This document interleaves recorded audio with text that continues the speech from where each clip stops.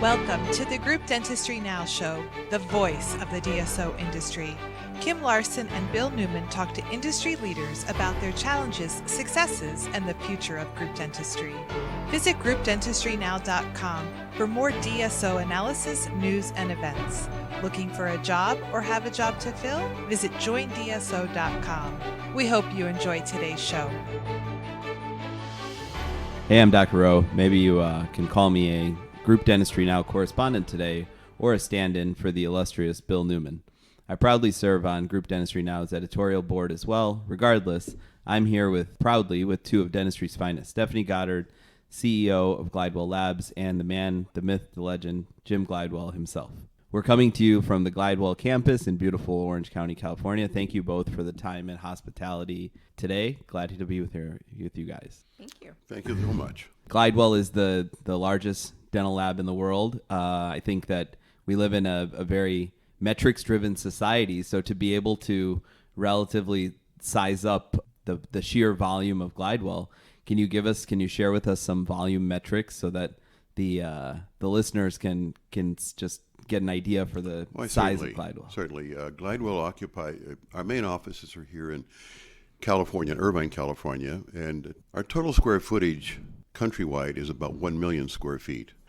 At this campus, we have about 700,000 square feet of space here, and we have over 5,000 employees. We work for approximately 70,000 dentists annually, and we do over 100,000 units of lab work every week.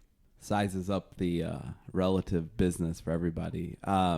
So there's 100,000. I think that a lot of the listeners know that Glidewell is premier in terms of dental restorations, but Glidewell also does so many other things that aren't just restorations. So outside of the 100,000 restorations that you guys do a week, what else makes up the Glidewell portfolio? Well, we do manufacture, of course, zirconia for not only our usage, but other laboratories too. It's called Bruxer. We started that research in about 2005. In about 2007, we actually launched the product, came up with 16 different shades. And of course, we're able to lower the cost of crowns by not having to put porcelain on top of gold. So it really helped worldwide now. People are using zirconia. We do not have a patent on that product. We had some issues during the patenting process. People always ask me that.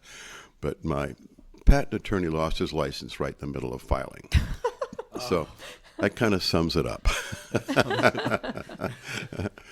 But I'm so happy about that because we're able to take a material that's very low cost and not have to pass on high costs of manufacturing in the cost of the crown. So here you've got zirconia today. You can buy them for, our costs are like $100, but mostly anywhere in the country, prices have probably dropped 25 to 30% over the last 10, 15 years. And we take great pride in that.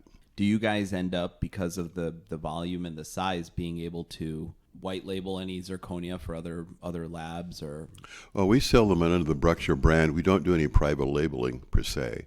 We buy zirconia like most people do from Toso in Japan. There's 2 or 3 other fine manufacturers too that we use in some of our products, but by and large we do all of our research right here. We have probably 6 or 8 PhDs who just specialize in ceramic research, and it's an ongoing process, and I'll tell you what, it's getting better every day. And along with that, we also have the Glidewell IO Chairside milling system, which I wanted to bring out a few years ago because of what I thought was the high cost of chairside milling, that it was backed by venture capital type people that were adding on the cost of their investments. And as we all understand how that works, the dentist just wants a product that works chairside, and he doesn't need to enrich everybody on Wall Street. So we built those right here. And up till this time, we've installed over 1,000 units, and we're very, very happy with that.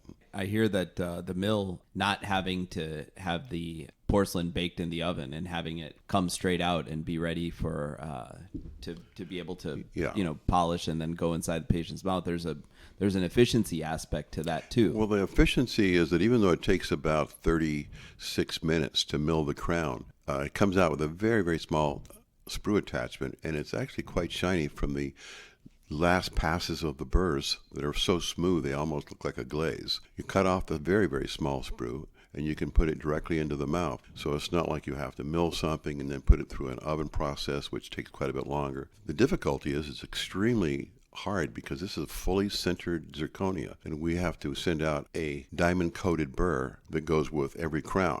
Once you mill the crown, you finish it, the diamond burr is disposable. You can't use it again. I mean, the material is that hard, so you're always also consuming one burr. But we supply that with every block.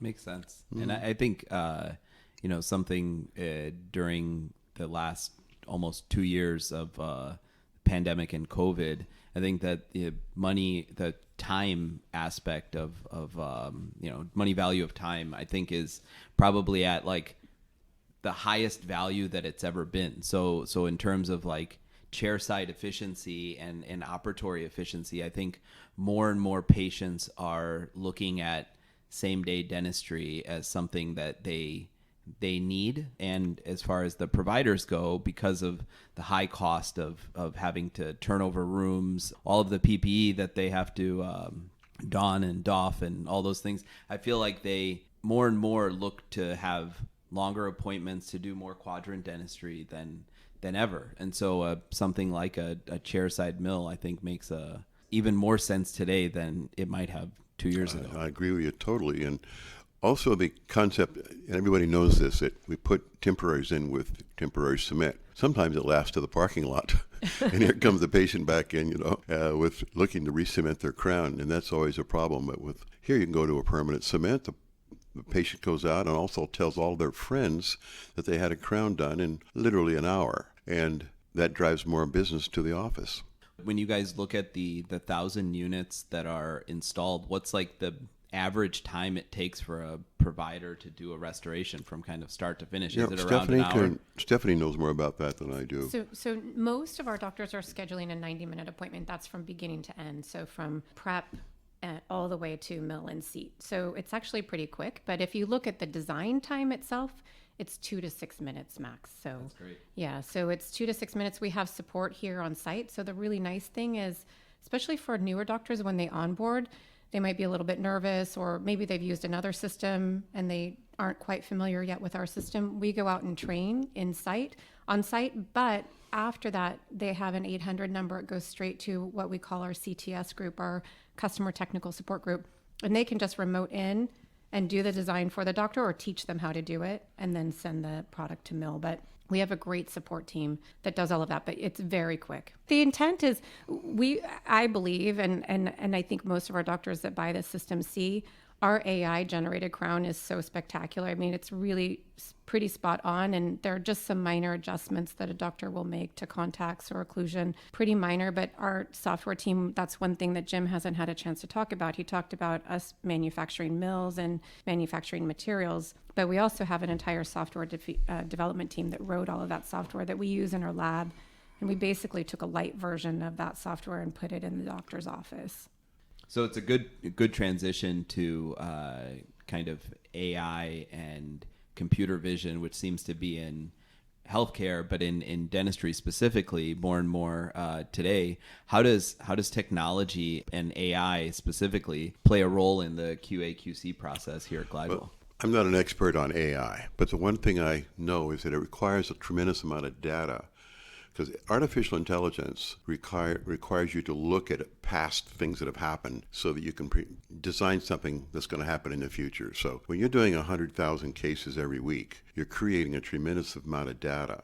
And that's allowed us to go up in the cloud and look at data. Using the CAD system, we go up into the cloud. We find a crown we've done before that is very, very, very close. And when you've done millions and millions and millions of crowns, all of a sudden we're able to find crowns that are extremely close to the crown being proposed. So kind of within about 7 or 8 seconds, you're going to have a proposal in front of you using our CAD system that is 80 to 85% acceptable. That's been our own experience here at our company. And so when you don't have to learn to be a technician, to learn a whole bunch of different keystrokes, because I've heard other companies talk about, we're down to 10 keystrokes or something. Well, that's absolutely inaccurate. We look at the same system and it's 110, 120 keystrokes. And so they're asking somebody to be a technician. And with our system, our AI is so accurate that you may want to fatten up a contact or pull the occlusion up a little bit more. But really, these are very, very few keystrokes And for 80% no keystrokes at all. That's great. And you just send it over to the machine. The only job you've got is to monitor the I/O system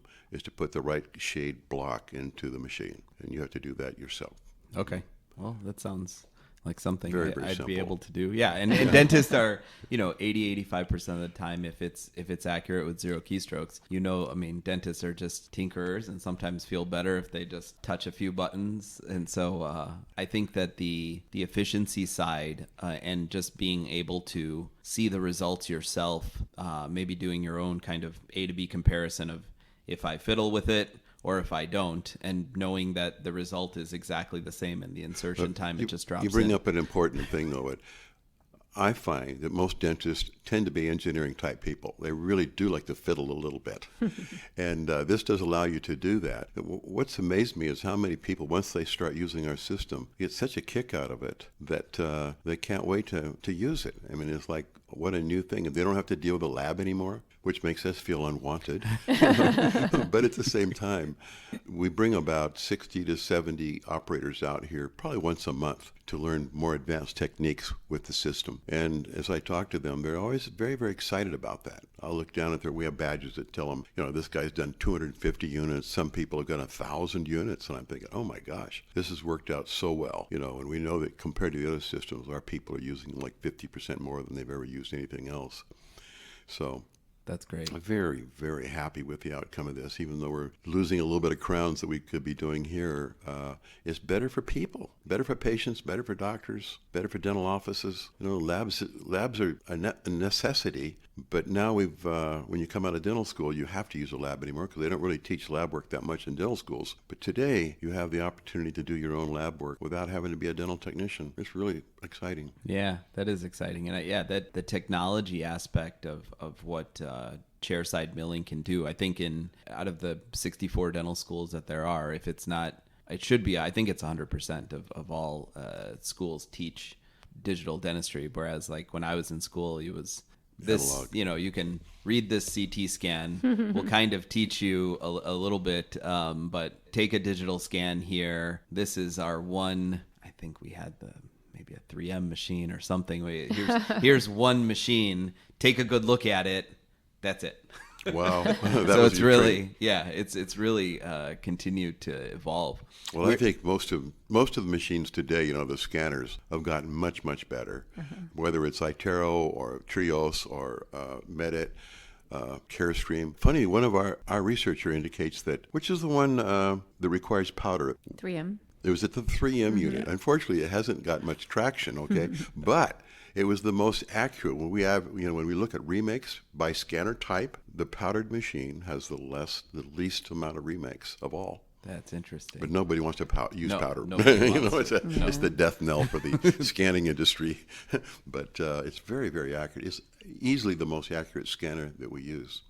They're all very adequate now. If somebody's not good enough, they fall out of business right away. So the remainders today are the survivors of a very difficult, competitive marketplace. That's right. I should have said it's actually TrueDef. 3M sold it to Midmark, so it's you're now right. You're right. Midmark scanner. Yeah, 3M doesn't want to hear that anymore. We understand. And they poured millions into it. And the concept is a very good concept, actually. I mean, look at where we are today with digital dentistry. What is it? 40% of our single unit crown and bridge cases come in digitally today to Glidewell. So we've become a massive digital lab. Wow. But on top of that, I think it's important to point out that a lot of cases where you cannot use an intraoral scanner because the tissue is hiding the margins. Now, if we can come up with some kind of other machine that will read that, great. But until then, PVS impression materials are going to be here for a long, long time, unless you want to do a lot of electrosurge. That's right. Oh yeah, I had an electrosurgeon when you had to put the ground on the patient's back, and you're like, it'll be okay, and then they're like, what's that smell? I'm like, it's your gums. That's your mouth. Right, it's your mouth. I don't know if they don't appreciate that. Maybe not as much anymore. Yeah, right. I think, though, that Jim raises something interesting, and I would love for you to talk a little bit about the technology, Jim, because we do still get a lot of PVS impressions. And so new technology that our teams have worked on, both our manufacturing engineers and our software engineers, is a desktop CT scanner so that we can digitize those physical impressions that we get and still create a digital workflow for the doctor. Yes, that's called a micro CT scanner. It's desktop, probably about 20 inches long, 15 inches high, and about 15 inches deep probably. And it's a X-ray emitter, and we're able to digitize and scan every PVS impression that comes in here very accurately. And we're using that right now. We've built about 80 scanners, but we're using it on probably 40% of all cases coming through the door. Oh, wow. So you don't pour a plaster model. Right. And some of those, if you take, engineers will tell you there's a thing called error stack up, which means if you go from the impression, which is going to have some error to it in it, and pour plaster into it, you're going to create more error. And on down the road, by the time you're done, it's really amazing that a crown fits in the mouth. So we've been accepting those outcomes for a long, long time. And as far as inaccuracies, it takes a little longer to put them in the mouth, And so with CT scanning, we take the impression and we just scan it right there and digitize it without going through all the model and die steps that create problems for most dental labs. So it reduces that error Yeah, it stack. reduces stack-up errors quite a bit. Yeah, because I maybe I owe you guys an apology because I've definitely, over the years, used a lab as the reason why the crown didn't fit when I had to take a new impression and then send it back. And, we didn't bring up your name, did we? Yeah, no. But I never said your lab by name. But I think dentists, labs take some of a lot of that blame when you're in the chair, and then if something didn't get paid, it's the insurance company's fault. So it's never our fault, but it's always one of those two. I see the time in the future when micro CT units will be in almost every dental office. There'll be a coming time for that. And instead of sending it to the lab, you're just simply going to scan the impression in your office. You're going to have a scanned impression because you need a PVS because you've got tissue all over the crown. Especially when you get older crowns, you have to pull them out for one reason or another. You cut them off, and you're always going to have a lot of excess tissue there. So you're going to have micro CT scanners in dental offices in the future, and you're going to send the scan to the laboratory if you don't have your own I/O system sitting there. But if you do have a CT scanner, it's a good chance you're going to have a .io machine. You're just going to go right to your own machine. And we laboratories will never know what happened. We're just going to slowly go out of business. What the heck happened here? When you think about the future of scanners and what it can produce and how many more dental implants are being placed, how would the technology be able to look at a dentulous space and kind of pre-plan so that a patient could maybe leave with a temporary? Do you want to comment on that at all? You can comment on that one. That was a little technological. He was looking at you when he asked the question. Just looking at the general vicinity. Well, I don't know quite how to answer that one, truthfully. I do think it's coming. I mean, software development is so fast. We utilize probably in the neighborhood of 80 software writers today, full-time basis, 80 people writing software. Wow. So one of the reasons we're called Glidewell anymore, we're not called Glidewell Laboratories, is because the word laboratories indicated we're just a dental lab, And truthfully, as you've been around our campus, this is a huge engineering operation with machine shops, wood shops, everything under the sun. We write software. We hardly just make crowns anymore. And of the 5,000 employees we have, probably 400 are not involved in making teeth, somewhere like that. Wow, so that's a big number. Yeah.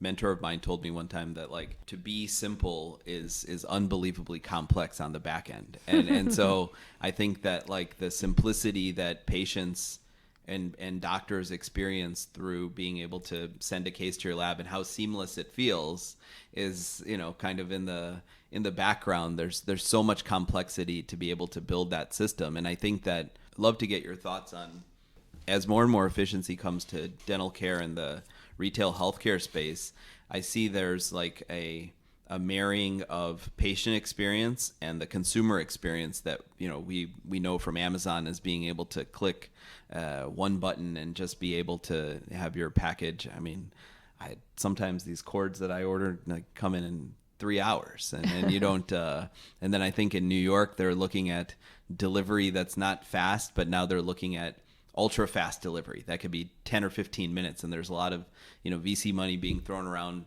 hyper efficiency. But as the patient experience kind of marries to the consumer experience, how do you guys see that in the future? We have been working on fast delivery systems for a long time. I'm going to say at least 20 years. And today we don't have hardly any crowns that will leave here in less than more than 3 days. We work 24 hours a day. If you'll notice the offices next door, we do not have locks on our doors because we're open 24/7. There's no reason to lock your doors and you're open 24/7. So most laboratories in our industry, they work 8-hour shifts and they require 2 weeks to get a case back. I think one of the reasons we've grown so darn large is that we get cases back in 3 to 4 days. Now, in the future, we'll be trying to improve that all the time. Every day we work on making things faster. We're always experimenting with, could we do this? Could we do that? What time can we negotiate with FedEx to pick a case up? We even make some cases even right today at the FedEx property in Memphis, Tennessee, so that we can deliver cases to outgoing at midnight, so that we got another 5 hours to get cases out that day. And still we're working 24/7. But I think if somebody was to send us a scan by 10 o'clock in the morning here, which would be 1 o'clock Eastern Standard Time, we're Pacific Standard Time out here. We got it by 10 o'clock, we probably could literally get a case out the same day. You can get it back by tomorrow morning at 10 o'clock through FedEx. So that's kind of a very, very, and we're talking about temporaries before. They're falling out constantly at their job. You don't want to have to take them out. They fell out. So we know everybody needs their crowns back as fast as possible. So we're trying to accommodate that. We're not trying to accommodate our workforce by saying you're only going to work a 40-hour shift, 8 to 5. We have people, because if you go into a 7-Eleven or some kind of a small stop and rob shop, they call them out there, people are working 24 hours a day. There's a lot of people out there that are willing to take those jobs. So not everybody wants them, but I've found many people that want to work night times, especially today when childcare is so expensive. Sometimes today we'll have employees here who work in the day shift, and then their wife or their husband will work the night shift. That way they have full-time child care coverage all day long. So we're trying to accommodate everybody. As soon as we said we'll run night shifts, we were inundated with people who wanted to work nights because they needed to do the child care issue. Out here in California, it's like $1,200 a month to put your child in daycare. Wow. And what do you do? And with wages being what they are, it's hard to pay $1,200 for that and then pay $1 million for a house at the same time. Yeah. Very difficult. Southern California especially is very challenging. Ties in really well to something I've been thinking about is just a lot of the Group Dentistry Now audience are they're DSOs and emerging groups. You probably touched on a lot of these points. What's the value proposition to use a lab like Glidewell versus their kind of traditional local lab as they look to grow and scale? Well, we have Glidewell is standard pricing, fairly low, not the lowest, because at $100 we find that some of the people who go to DSOs, especially if they're making their work in either Vietnam or China, which is fairly efficient. I'm always surprised how fast those people get cases back all the way from China, And the quality is not that bad, truthfully. One time we used 6 labs in China just to test them. They were very good. I went downstairs and slapped a few of my people around. I said, look at this. I was expecting to see really bad work, So the DSOs are buying it. A lot of them are negotiating with people that are here, they have offices in the United States, and they're sitting overseas. And that's not so bad. But with Glidewell, we're still fairly low priced compared to most all dental labs. I mean, the average laboratory crown in the United States is $150. We're at $99 for one of our crowns. And if we go to a scanned operation where we don't have to make a model and die, we actually drop our prices almost $20. Is it about $20? So we're like $79 or $80 for a case without model work. And usually the model work goes in the trash can when it gets to the office anyway. It also costs us more to ship a box than it does to ship an envelope with a crown in it. So we actually really like doing that. But Glidewell, we try to accommodate everybody, all their needs, but there are times when we just have to have a standardized approach to making crowns and selling them, and we hope that their business model meets up with our business model and it's acceptable to both parties. And that's why we work for as many as 70. This year we will have worked for 70,000 dentists total. Now that's not every week we work for 24,000 dentists every week. Mm-hmm. Wow. 24,000 dentists send us work every week. And then during the week, whether it's sleep appliances or maybe the removables that they don't do all the time, it comes to us. So at the end of the year, we'll have 70,000 individual dentists sending work to our company. Wow, that's remarkable. Yeah, which is close to half. Yeah, I think I'm not sure. What do you think the count is? Maybe 150,000 yeah, or 55,000?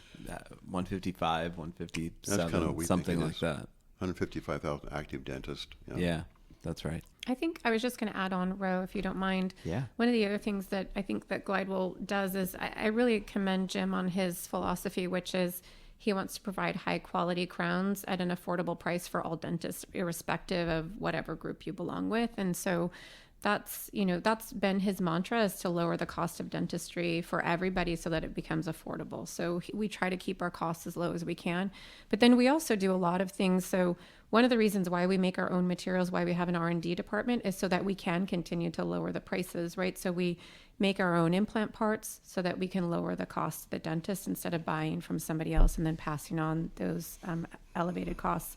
And then we also do things like education. So we have a phenomenal VP of clinical, which is Dr. Park. I think you may have met him, but he's built a phenomenal team of educators. And, Jim's big philosophy is to give out a lot of free education and really help not just dentists in the US, but dentists globally. We have a huge following in India and in Latin America of our dental education, online education, and we make it available free to people all around the world. So that is a big focus of Glidewell. So it's not just that we're your local dental lab, but we provide a lot more services. And that's really where, I think Jim's philosophy of giving back to the community in ways that not everybody can do or thinks about doing. Yeah, that's great. And I think like in today's day and age, emerging groups and DSOs, if they're in the business of being able to commoditize dental care to make it more accessible and convenient to the public at large by having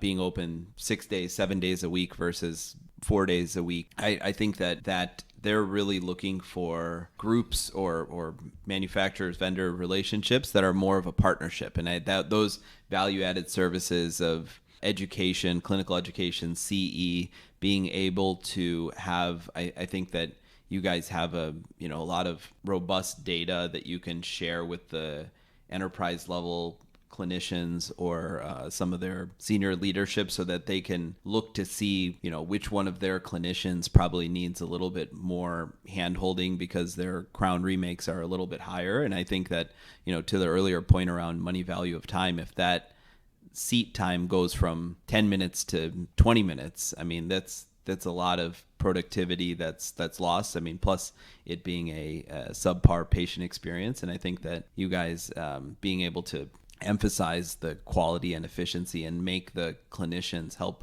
partner to make the clinicians better, I think really resonates too. Mm-hmm. And I also think that I'm not a proponent of socialized dentistry, but we're in a country where only 50% of our population has ever visited a dentist. So our free enterprise system is always promoting profit at every turn. At what point do we feel as a profession are we letting down the public, that they feel that they're priced out of good dental care? So I think the DSOs today are looking for ways to put more people in the field, have it more accessible. And we're looking for ways to lower the cost constantly. The other day, Dr.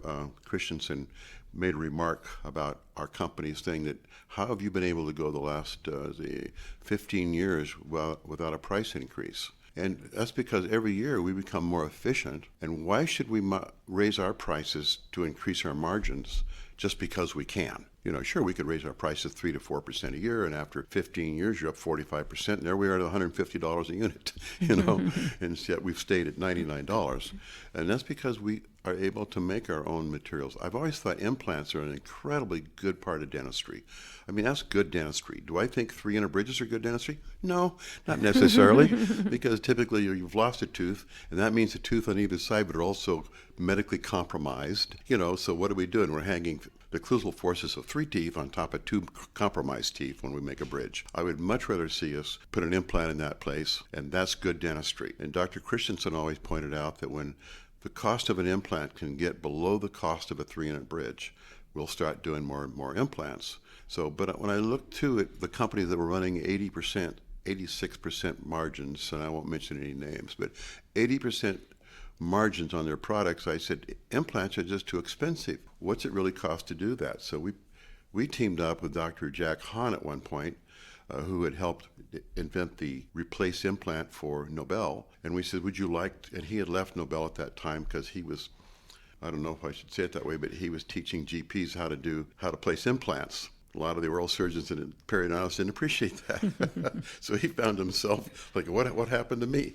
So I said, how would you like to invent, develop another implant? So Dr. Hahn came on staff, and we started building implants again. And today we're becoming a force in the implant area, and under 200. I don't even know what the prices are, 160 or something, or. I'm going to say the wrong price. I Don't can't let me remember. quote it. But I mean, everybody else there is 450 plus, and we're basically 150, 170 plus a little bit. But we still have an incredibly dumb 50% margin on everything we sell. How much more money do you need? Yeah. Yeah. I mean, come on. And the other thing is, though, since we're not backed by VC money, we don't have to pay anybody a very large return on our investment.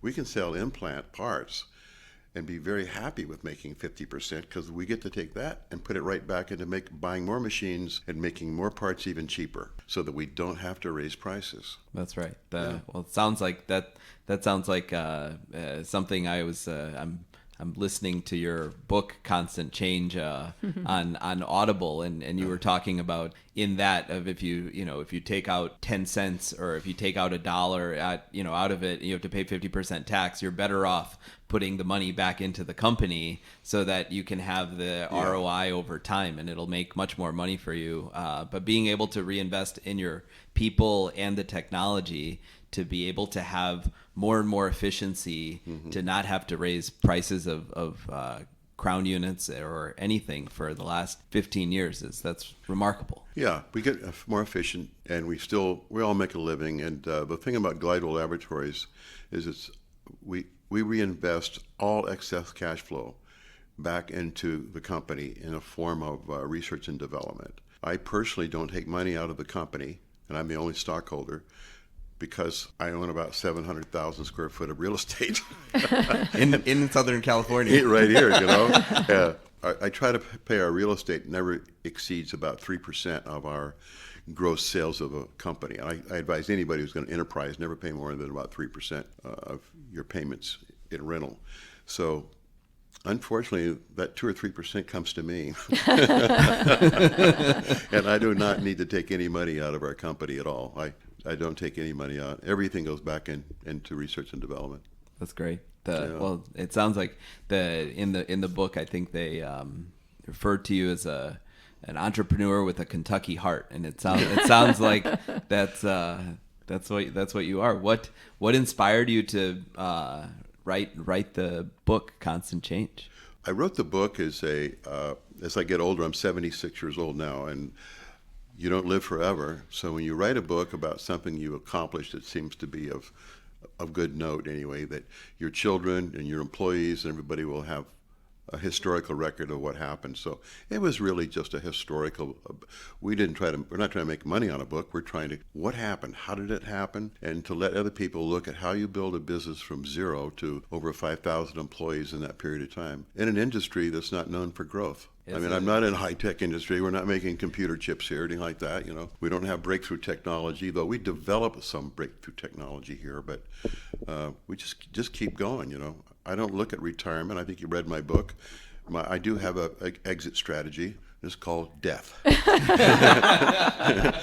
When I die, I'll quit coming to work. Well, by your demeanor and just your spirit, I don't. Seems like live forever. Yeah. Well, I have more fun at work than I do staying at home. I'm not saying my wife asked me to do things, but I'm just saying I have more fun at work.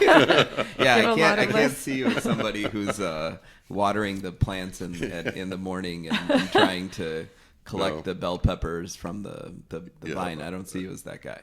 I don't read the newspaper to find out what happened yesterday. I'm trying to figure out what history we're going to make tomorrow. That's neat. That's really neat.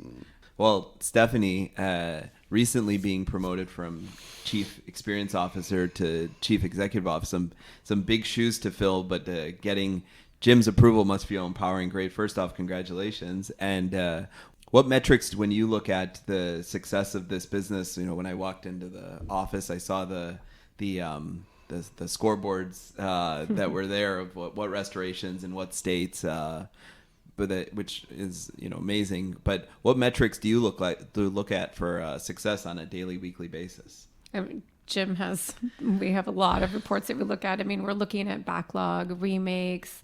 We're looking at, for us, you talked about consumerism, right? Customer experience is really important to us. So Jim talked about speed. Speed of a crown delivery really is a product in and of itself, right? So how do you create that customer experience for our patients, and then or our doctors, and then they can create that experience for their customers? So when you I was listening to a podcast recently, and they talked about dentistry as this sort of weird mix of a patient and a consumer at the same time. So how do you help a dentist kind of straddle those two arenas of they're my patient first, but they're also a consumer of products from me as a dentist.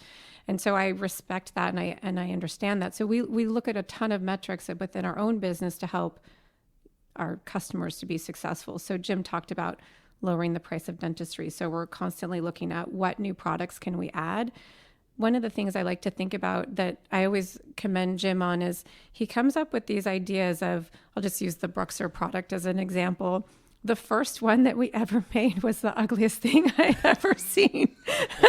And you sit there and you think, well, what's wrong with what they've got today? Their dentists are doing fine.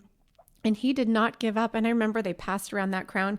It looked like an opal almost. It was shiny and had all these colors in it.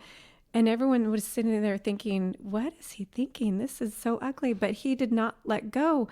And that's the kind of spirit that I'm so looking forward to learning from him, is what makes his mind tick and why does he never give up? Because when you look at where Jim started at his kitchen table to 1 million square feet today, how does one man's mind get you from there to here to where we are today to where we're going to be in the future? And so we're constantly looking at how to improve the product, how to make it faster, how to make it a better product for the patient. So there's a lot to constantly look at. And Jim's got an amazing team of people. Javad Saranik, who's our EVP of lab operations, he started off at the bench at Glidewell. How long ago, Jim? 25 years ago? Yeah. 25 years ago as a dental technician, and now he's running the entire lab function. And he sits right here in the office with Jim and I every day. If there's an issue, they talk about it. It's really amazing to see what Javad and his team have done with that lab. And they've hired a new team of what we call continuous quality improvement, but a Six Sigma team who's constantly looking to reduce the waste in the way we manufacture product and improve the quality of the product that we send out on the back end.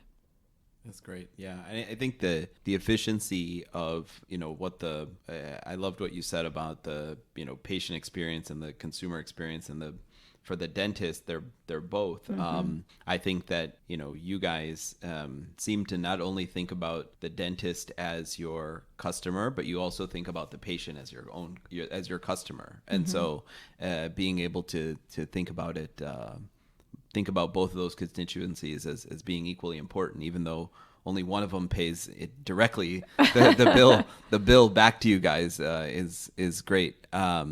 You've mentored many young leaders over the course of your career. I'd assume that you'll continue to play a big role in leadership, and also being able to bring more women into leadership roles like yourself. I hope to. Women in leadership is a big passion of mine. It has been for a long time. I think, I created Jim let me create this program that we call Guiding Leaders. It was a 12-month leadership development program for female dentists, and we're actually going to launch a second version of that next year. So I'm really excited to get that started again, because we had 14 phenomenal women in that program. And I was so grateful we had that, right before the pandemic hit, because this group of ladies was so connected. They got together for weekly happy hours when we were all in lockdown, and their businesses were shut down, and there was a lot of fear and angst, and they showed up to help each other and give each other advice on, hey, here's how I'm applying for my loans, or here's what you can do, or here's some things that I'm doing. They talked a lot about teledentistry. So that, women coming together and supporting one another was really amazing.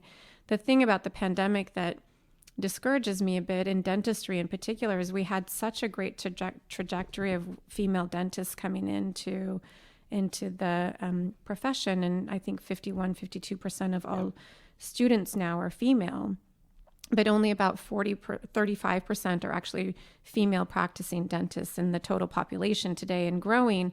But we did see a bit of a pullback in female dentists practicing because of the pandemic. So many of them did have to give up their careers or put their careers on hold because of childcare or family issues or parents or, whatever the issues may have been. But it seems that they took the bigger hit in their careers. And so that disappoints me quite a bit. And I'm hoping that we can get them back to on the path that they were headed toward. Yeah, I hope so too. And it seems just dentistry as a profession seems to have bounced back, much more so than hotels or restaurants. Mm-hmm. And so I see that with leaders like you at the helm. I think that bounce back sooner rather than later.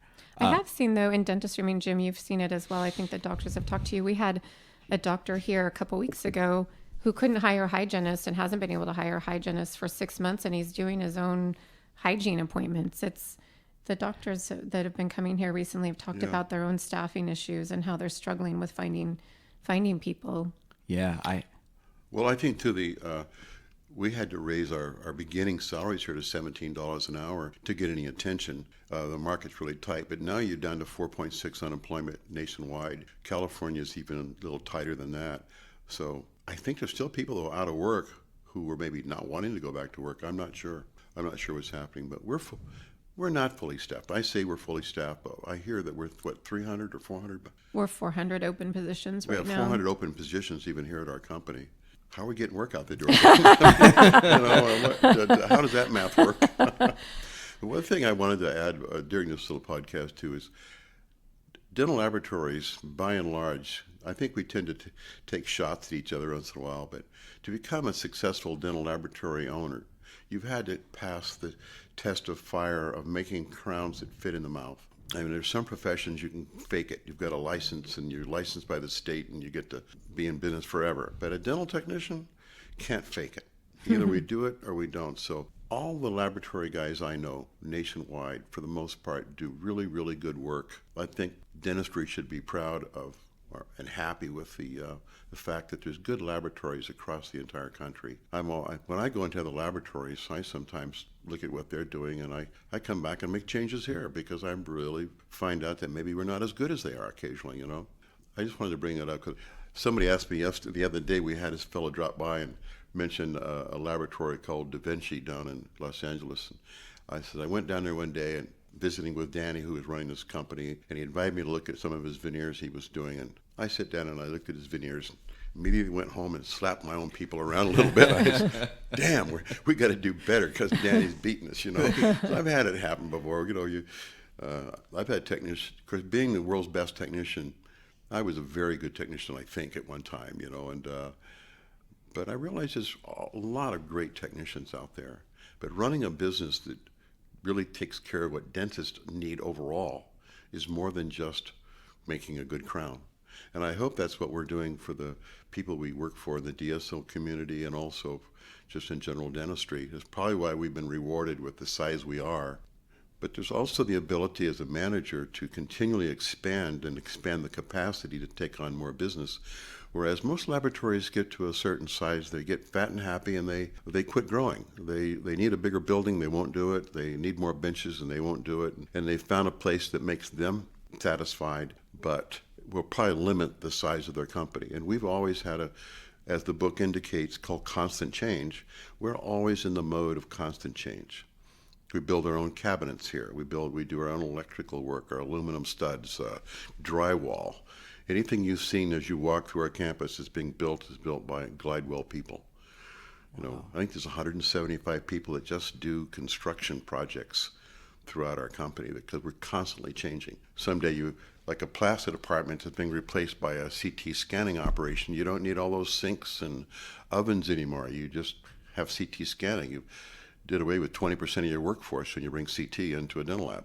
Right. So, yeah, and you have to change the benches. They're a different kind of a bench. So we take old benches out, put new ones in. That's part of what constant change is. Right. And most of us don't like to do that. The only time we build a lab or a dental office, we build it one time, and then we hope we never have to do it because it's such a painful experience. We don't want to ever do it again. You know? That's right.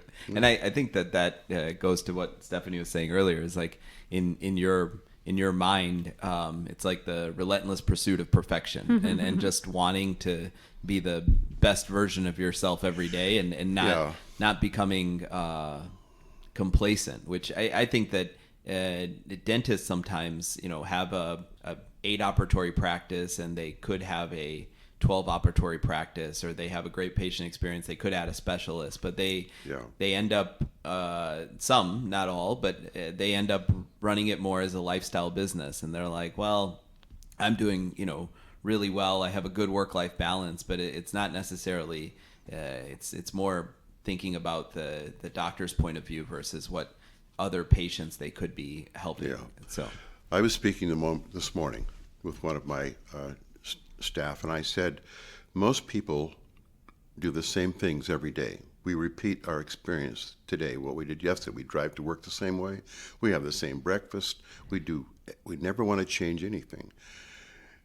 And what I do, the only thing I've done, and I get way too many accolades for being a change artist, but every day I come to work, I'm looking to change 1 or 2 things on a daily basis that will make the company better, make somebody's experience better, and that's what I challenge myself. And it's somewhat uncomfortable because you're never really happy with who you are, and that's who I am. Every morning I come to work, I think, what can I do today to make some changes? And then my own little body, I'll feel better about myself. I'll feel good if I can make sure I made a change that helps us, helps the company, helps dentistry, and ultimately helps the patient. When you look ahead to 2022 and beyond, for 2022, what do you guys look at as a successful, when you're sitting here 12/31/2022? What does success look like for Glidewell? Well, personal growth probably of 10 to 15%, placing another 1,000 IO scanning and milling systems, expanding our reaches down into South America. The expansion into South America has become kind of a surprise, but what we have done is, years ago I started the video department, and Dr. Mike DeTola, he was very instrumental in helping with that, and also zirconia. He was one of the ones who initially did not like the looks of zirconia too, but he certainly came around to it because he was the guy placing them. I said, "Oh, get in there and put that white crown in the mouth." He wasn't real happy about that in the beginning. So, of course, he helped co-develop that, and I always say thanks to him.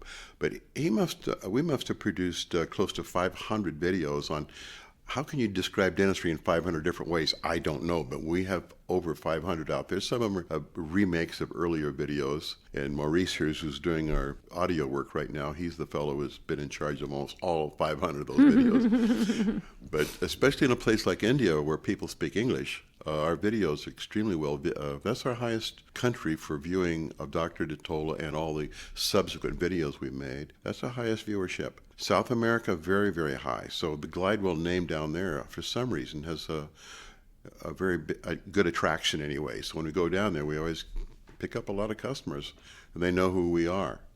Yeah. Yeah, it's a globally recognized name. We're not selling. A lot of the videos we've done have nothing to do with Glidewell at all. They're how to give an injection. How to place an implant before we were even doing implants. We were actually placing implants and doing it on video. Dr. DeTola, I remember, did his first video on screen.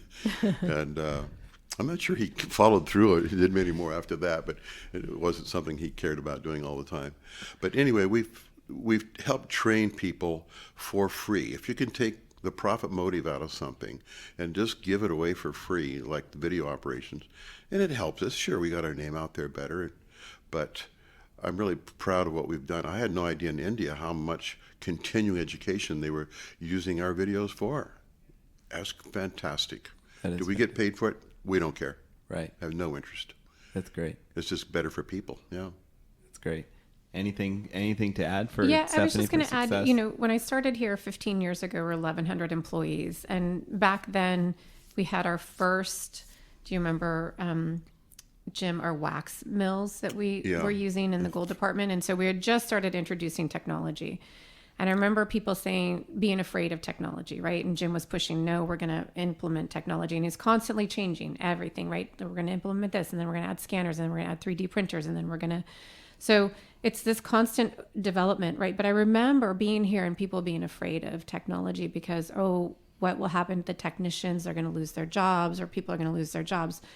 So fast forward 15 years later, 1,100 employees back then, 5,000 employees today, with the massive amount of technology. And that's the one thing that I would see, as a growth opportunity for us, is the continued career development of our staff. So a lot of the people that were technicians are now, for instance, in our engineering department or in our software development department. So that's a huge goal for me, I know, and for Jim personally, is to continue to develop the careers for people who may have come in to help us as a technician and now have a future growth plan. So that continue to grow our staff and create more careers for people.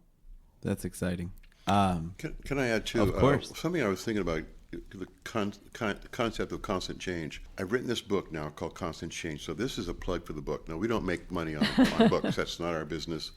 And I don't think we sold more than a couple thousand books total. So it certainly hasn't done anything. It's a rounding error in our income statement. But we're going to, I think anybody who wants to know if they're interested at all in what we've talked about today, they should get that book, because in the book, there's all the ideas that I've used to build the company over this last, 50 years, actually, since January 1970. And they don't necessarily, they can buy it on Amazon. I think it's $15, $17. I'm not even sure what it is. And you'll get it tomorrow. If you wait enough, I think we've ordered 70,000 books. We've given a lot away. Yeah. We've ordered 50 or 70,000 copies of it, and they're going to be going to all of our customers for free. So don't call Amazon and order the book. You're going to get one for free anyway. That's great. That's great. Because I really believe there's a lot of good things in the book, that ideas that I have stolen from other people, claimed as my own. But boy, there's some great ideas in there, and it really helps people even run a dental office. So yeah, it's coming. Okay, it's great, and yeah, I would say mimicry is the most sincere form of flattery, right? Yeah, that's right. Yeah. So, well, last question from the book. I have to ask, what color is your Hummer H2? Is it in the parking lot today? I refuse to drive a car to work that is better than what my employees can afford. So I'm driving a 2017 Chrysler minivan right now, and my silver Hummer is parked in the garage. Okay. Because you know what? It's so fancy. It's ostentatious. It's got massive chrome wheels and chrome everything. And I realized that's not really very quiet. I parked the darn thing. Yeah. The minivan is, though. The minivan is quiet, got a unassuming. White one, yeah. I think I'm going to take the hubcaps off to make it look even more dull. Well, thank you guys both for being on the Group Dentistry Now podcast. Much appreciated. I've through the book and through these conversations, I know that I have to try and change 2 things today. So I'm gonna work on that myself. But thank you so much for being on. Thank you so much. Thank you, Ro. The Group Dentistry Now Show has listeners across North and South America, Europe, Asia, and Australia. If you like our show, subscribe today, and please tell your colleagues about us.